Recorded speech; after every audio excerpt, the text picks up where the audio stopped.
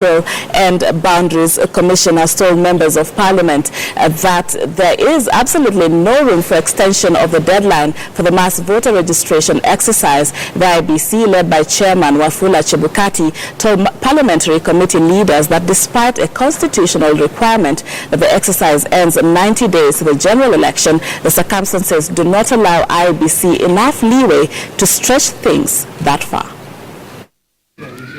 With less than 6 months to the general elections, Kenyans could be headed for another legal battle on when the IEBC should officially close the voter registration exercise. This is after the IEBC Chair Wafula Chebukati stated that Kenyans have until Tuesday the 14th of February to do so. We are not extending the period of registration from 14th. The last day is 14th. Please talk to your constituents to go and register between now and 14th. Though the Chebukati-led team are in agreement that the Supreme Law demands that the registration process can only end 90 days to a general election, they argue that cleaning up registrar can only happen if the exercise is closed early to allow the Commission to deliver a free and fair general election. The same law says, yes, we do registration of voters.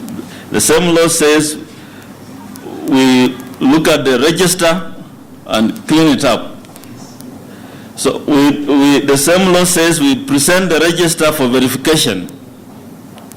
Now all these processes must be done.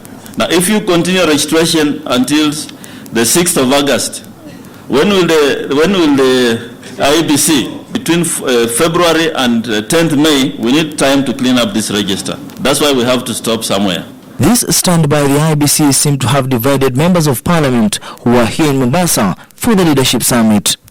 Why will they make this drastic announcement at the tail end of the process when they knew this was the timeline? These issues should have been brought to the attention of the taxpayers at the time when the process actually was just beginning. I'm sure those who participated in other audits know that for one to audit and audit effectively, you close the registration and then subject the registers for audit. They are now appealing for a 14-day extension, saying areas in the northern Kenya have been affected by drought and the announcement might lock out many Kenyans. Those of us who hail from those pastoralist counties, for sure the listing have not gone well. In my own constituency of North, out of 10,000 people who are to be potentially registered, only 2,000 have registered. That's less than 20% of the target. And this is simply because of the disaster, the drought which have affected our people. And this is very unique circumstances affecting the pastoralists in northern Kenya and other parts of this country. We demand and request IEBC to extend the period even by 2 weeks. The same constitution that says voter registration must be continuous is the same law that says he must conduct a voter audit, that he must conduct a voter verification, that he must procure the equipment 4 months before the general election. So that was the position of the chair, and that's why he has a timeline, and he can't have his timelines just open.